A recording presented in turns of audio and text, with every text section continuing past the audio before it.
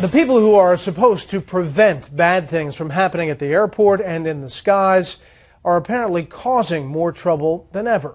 Tonight, correspondent Doug McElway looks at new information about a much maligned group. TSA misconduct cases have risen by 27% over 3 years, according to a GAO report. It documents more than 9,000 cases of wrongdoing by agents. The largest category, 32%, was showing up late for work and improper leave, but others were more serious.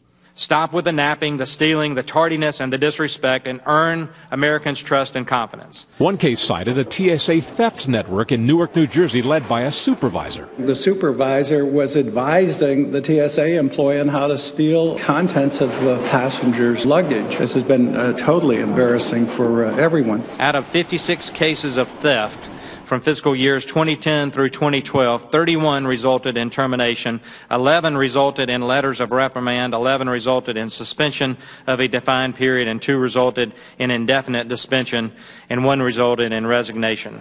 Stealing is stealing, and these are instances of stealing from American travelers. Of greater concern to most passengers, screening and security issues comprise 20% of infractions. The GAO report cited minimal consequences for screeners who didn't see explosives in covert tests. If a screener fails a covert test, he or she is taken off the line and instructed on what part of the test he or she failed.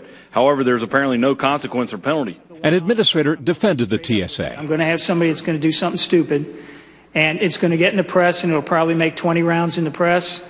But for every one of those stories, sir, I will tell you there's probably 10 more great stories about what our people do. The report bolsters those who want to privatize passenger screening because companies can be fined for poor performance.